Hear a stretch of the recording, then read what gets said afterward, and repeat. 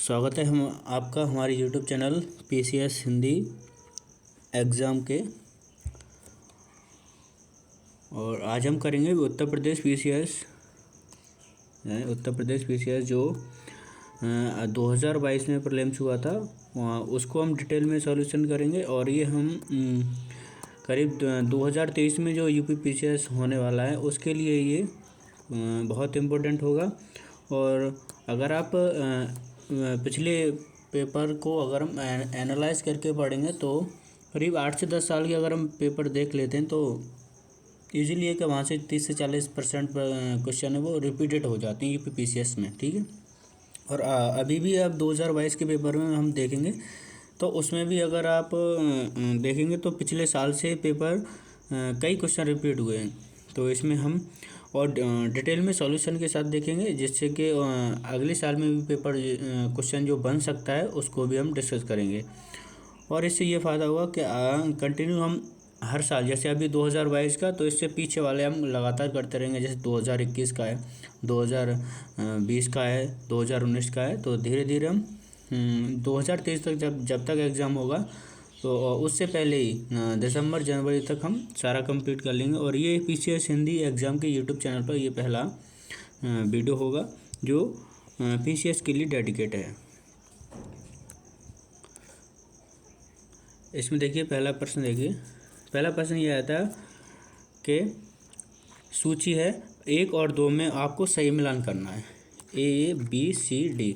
इसमें आपको ये जैसे ये पॉलिटिकल साइंस से यानी कि राज व्यवस्था से प्रश्न था। तो पहला प्रश्न है कि बलवंत राय मेहता समिति कब बनी, इसको आपको बताना था ये कब बनी। और अगला था अशोक मेहता समिति और LM सिंघवी समिति। और अगला था वो था PK थुंगन समिति। ये 4 समिति थी, आपको इनको सही अरेंजमेंट में बताना था। तो इनका जो सही अरेंजमेंट था वो था यानी कि जैसे ये थी उसी फॉर्म में पूछ लिया था। जैसे ये इसमें सही दे रखी थी ये चारों की चारों। इनकी जो डेट है, जैसे बलवंत राय मेहता समिति कब बनी, तो ये 1957 में ही बनी थी, तो वही दे रखा था 1957 में ही। तो इसका जो सही आंसर है था वो था 1 2 3 4। या 1 2 3 4 किस में, तो 1 2 3 4 बी में था, तो ये बी वाला आंसर हो गया था, ये बी वाला। अब अगर हम देखें तो बलवंत राय मेहता समिति तो ये 1957, अशोक मेहता समिति ये 1977 और LM सिंघवी समिति तो ये भी ये बनी थी 1986 और PK थुंगन समिति ये बनी थी 1988 में।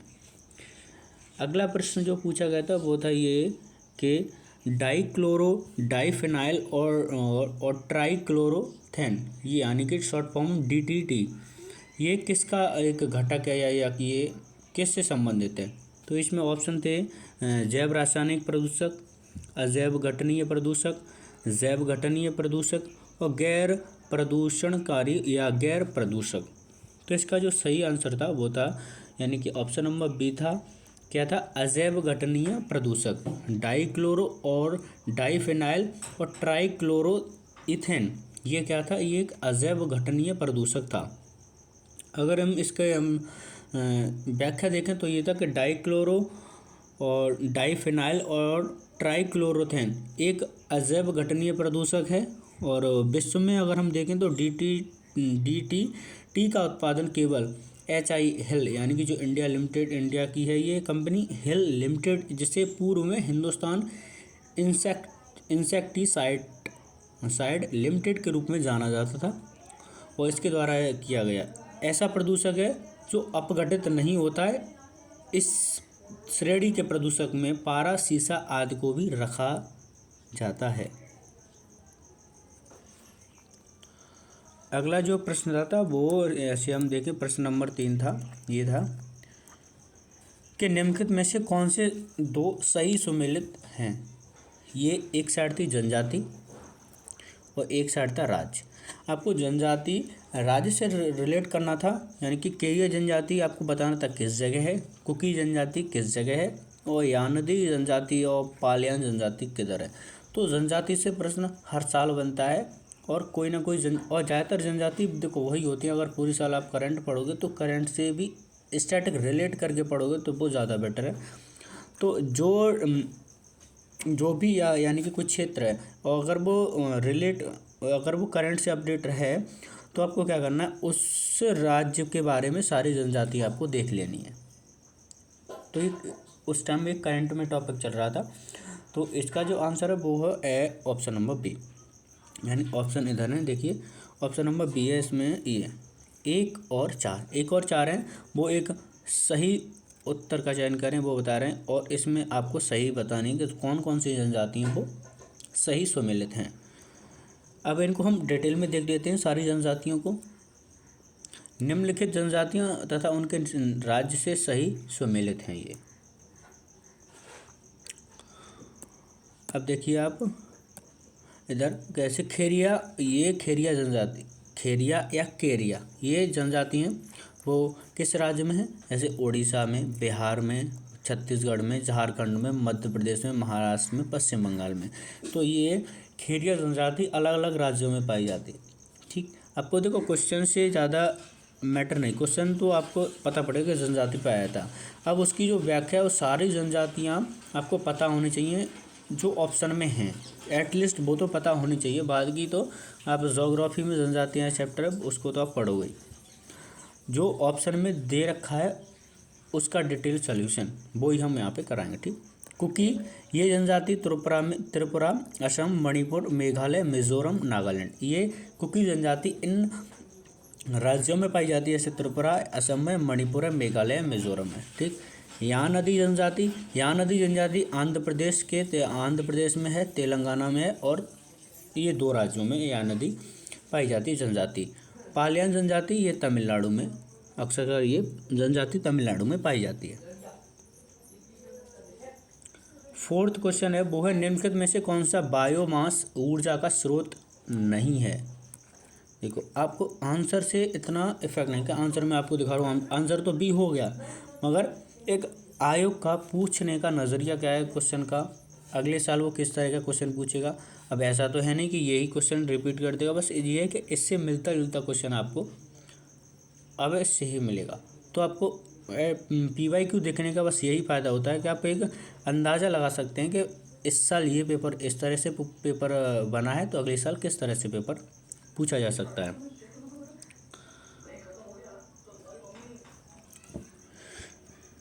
देखिए निम्नलिखित में से कौन सा बायोम है वो ऊर्जा का स्रोत नहीं है। तो ऊर्जा का स्रोत यही बताना चाहिए कौन है, और बाद में तो पता पड़ ही जाएगा कौन नहीं है। ठीक, तो इसका अगर हम देखें तो वो क्या हुआ कि जो आंसर तो हो जाएगा इसका बी, यानी कि परमाणु ऊर्जा है वो यानी कि बायोम ऊर्जा का स्रोत नहीं है।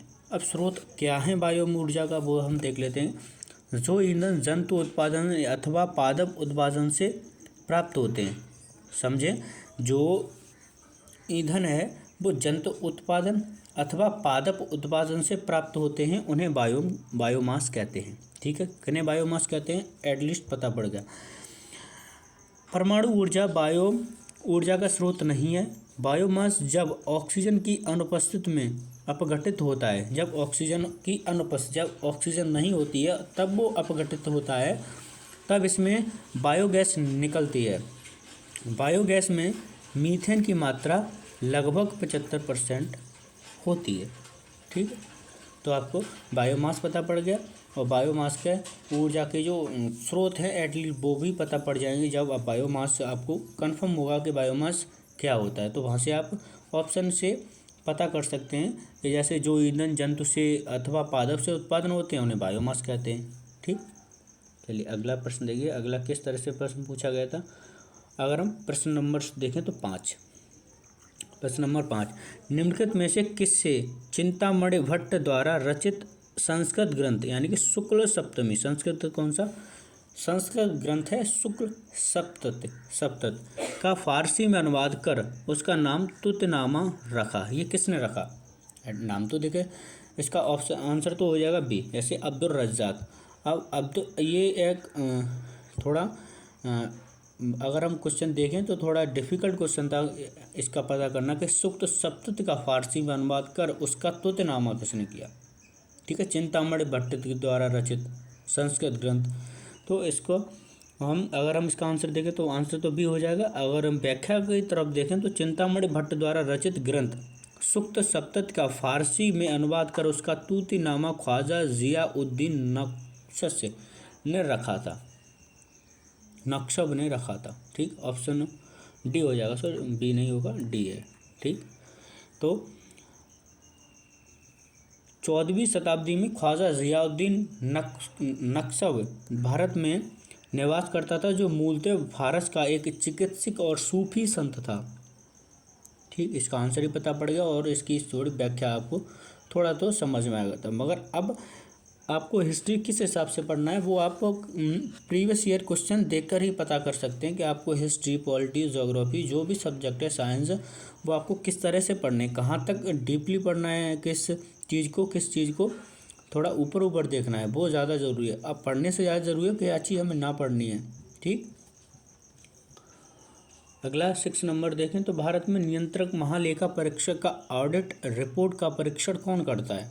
ये थोड़ा सिंपल क्वेश्चन था, ऐसे आप अगर देखें तो प्राकलन समिति, लोक उपक्रम समिति, लोक लेखा समिति, उपरोक्त में से कोई नहीं, तो इसका आंसर हो जाएगा ऑप्शन नंबर सी, यानी कि लोक लेखा समिति है वो भारत के नियंत्रक महालेखा परीक्षक का ऑडिट रिपोर्ट का परीक्षण करती है, देखती है।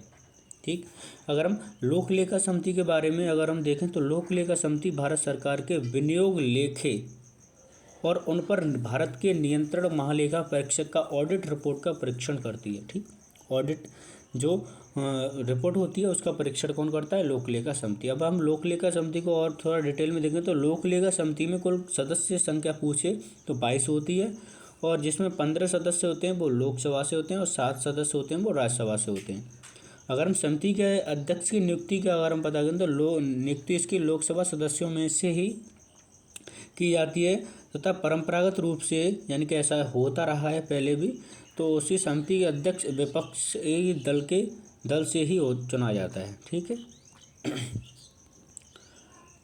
प्रश्न संख्या देखिए हम 7, तो 7 को हम देखें तो भारत के किस राज्य ने, ये था करंट से क्वेश्चन था। ठीक, आपको करंट का भी पता पड़ जाएगा, करंट किस हिसाब से हमें पढ़नी चाहिए और किस टीचर को या किसको फॉलो करेंगे वो आप इसी से पता कर सकते हैं। भारत के किस राज्य में स्वच्छ जल एवं जल सुरक्षा के लिए देश का प्रथम digital water data bank aquarium का अप्रैल 2022 में शुभारंभ किया है। तो इसका आंसर हो जाएगा ऑप्शन नंबर डी हो जाएगा। 14 अप्रैल 2022 को कर्नाटक राज्य ने स्वच्छ जल एवं जल सुरक्षा के लिए देश का प्रथम digital water bank data aquarium की स्थापना बेंगलुरु कर्नाटक में की थी, बेंगलुरु कर्नाटक। प्रश्न संख्या नंबर अगर हम 8 को देखें तो 8 क्या है कि अप्रैल 2022 में दिए गए इंडिया स्मार्ट सिटी अवार्ड्स प्रतियोगिता 2022 के संदर्भ में सूची 1 को सूची 2 से सम्मिलित कीजिए तथा सूचियों के नीचे दिए गए कोड का सही उत्तर चुनिए। अब नीचे क्या पूछा था कि संस्कृत श्रेणी था, अब संस्कृत की श्रेणी में कौन फर्स्ट पे है, शासन की श्रेणी में कौन फर्स्ट पे है, सामाजिक पहलू की दृष्टि से कौन पहले स्थान पर है और नगरीय पर्यावरण में कौन पहले स्थान पर। आपको अगर हम नगरीय पर्यावरण की अगर हम देखें तो इसका ऑप्शन तो हो जाएगा आंसर तो हो जाएगा ऑप्शन नंबर बी 2, 1, 4 थे, यानी कि संस्कृत की श्रेणी में इंदौर है, शासन की श्रेणी में वडोदरा और सामाजिक पहलू में तिरुपति और नगरीय पर्यावरण में भोपाल। तो ये इस तरह से क्वेश्चन पूछा गया था करंट का। क्वेश्चन नंबर 9 देखें, भारत में कृषि क्षेत्र में जो छूट है यानी कि फर्म सब्सिडी दी गई है उसके संदर्भ में आपको कथन पर विचार करने हैं। ठीक, इसमें आपको जैसे पढ़ना है, भारत में इनपुट सब्सिडी जैसे उर्वरक पर दी जाने वाली अप्रत्यक्ष फार्म सब्सिडी के अंतर्गत आती है। आपको मेनली आपको फार्म सब्सिडी को देखना है कि क्या है। ठीक है, जैसे भारत में इनपुट सब्सिडी जैसे उर्वरक पर दी जाने वाली जो इनपुट सब्सिडी होती हैं उन जैसे इनपुट सब्सिडी होती हैं जैसे उर्वरक यानी खाद वगैरह पर जो दी जाने वाली सब्सिडी है उसको फर्म सब्सिडी कहते हैं क्या, पूछ रहा है, आपको बताना। ठीक, किसानों को बिजली एवं सिंचाई पर दी जाने वाली कटौती क्या प्रत्यक्ष फार्म सब्सिडी कहलाती है। ऑप्शन नंबर 3 था कि विश्व व्यापार संगठन यानी कि WTO के कृषि संबंधी प्रावधान प्रत्यक्ष फार्म सब्सिडी की अनुमति देते हैं क्या? आपको, परंतु अप्रत्यक्ष सब्सिडी पर रोक लगाते हैं। जैसे विश्व व्यापार संगठन है, WTO है, कृषि जो संबंधी प्रावधान प्रत्यक्ष फार्म सब्सिडी की अनुमति देते हैं, मगर परंतु अप्रत्यक्ष है सब्सिडी, उस पर रोक लगाते हैं क्या? आपको बताना है। भारत में सरकारों द्वारा दी जाने वाली सभी सब्सिडियां क्या अप्रत्यक्ष श्रेणी में आती हैं? आपको बताना है कि क्या सही है इन चारों में से फर्म सब्सिडी के परिप्रेक्ष्य में। तो इसका जो सही आंसर होगा वो, यानी कि आयोग ने अपनी जो आंसर किया उसमें बताया नहीं था कि फर्म सब्सिडी पे जो ये क्वेश्चन नंबर 8 था, उसमें इस क्वेश्चन का आंसर आयोग के द्वारा आपको देखो बता दिया जाएगा। अभी इसको आप डिटेल में पढ़ोगे इस सॉल्यूशन को, तो आप पता पड़ जाएगा कि भारत में कृषि क्षेत्र के विकास एवं प्रोत्साहन के लिए कृषि क्षेत्र में छूट यानी कि फर्म सब्सिडी प्रदान की जाती हैं। किसके लिए? भारत में कृषि क्षेत्र के विकास एवं प्रोत्साहन के लिए, यानी कि कृषि के क्षेत्र में आपको किसानों विकास हो, ज़्यादा से ज़्यादा किसान कृषि में प्रोत्साहन हो, उन्हें मन लगे कृषि करने में, तो इस वजह से कृषि में सब्सिडी प्रदान की जाती है, फर्म सब्सिडी। ठीक है, यह 2 प्रकार की होती है। ठीक है, 2 प्रकार की होती है। नंबर 1 क्या होती है? प्रत्यक्ष फार्म सब्सिडी और अप्रत्यक्ष फार्म सब्सिडी। अप्रत्यक्ष फार्म सब्सिडी क्या होती है कि इसके अंतर्गत सिंचाई, बिजली, खाद, ऋण, ये अप्रत्यक्ष है। ठीक है, सिंचाई, बिजली, खाद, ऋण और न्यूनतम समर्थन मूल्य MSP, ठीक, दी जाने वाली सब्सिडियां आती हैं।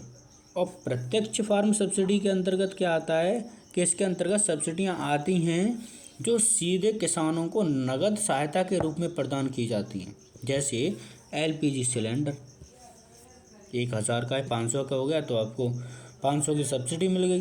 जैसे 1000 का सिलेंडर है, 1000 का सिलेंडर है, आपको 500 रुपये मिल गया, तो 500 की आपको सब्सिडी तुरंत मिल गई ना। ठीक, तो ये क्या है? ये हो गई प्रत्यक्ष फार्म सब्सिडी, जो सीधे किसानों को नगद सहायता के रूप में प्रदान की जाती है। जैसे LPG सिलेंडर सब्सिडी आदि में दी जाने वाली सहायता। जैसे अगर हम कथन नंबर 1 को देखें तो कथन नंबर 1 कहता है यह सिलेंडर सब्सिडी आदि दी जाने वाली। कथन नंबर 1 सत्य है, कथन नंबर 2 और कथन नंबर 4 असत्य हैं ऑप्शन के हिसाब से। ठीक, ऑप्शन जो दिया है उसमें कथन नंबर 1 सत्य है, कथन नंबर 2 और 4 असत्य हैं। विश्व व्यापार संगठन में कृषि संबंधी ग्रीन बॉक्स प्रदान फार्म सब्सिडी की सीमित मात्रा अनुमति देते हैं, परंतु ऐसी किसी प्रत्यक्ष सब्सिडी पर रोक लगाते हैं जो व्यापार को प्रभावित करने वाली हो, यह सरकार द्वारा प्रदान की गई हो तथा इसमें कीमत समर्थन शामिल न हो।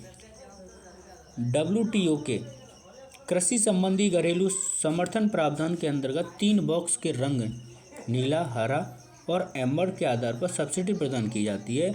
विकासशील देशों के लिए SD बॉक्स यानी डेवलपमेंट बॉक्स के तहत छूट प्रदान की जाती है। अतः कथन 3 असत्य है। आयोग ने इस प्रश्न का उत्तर D माना है।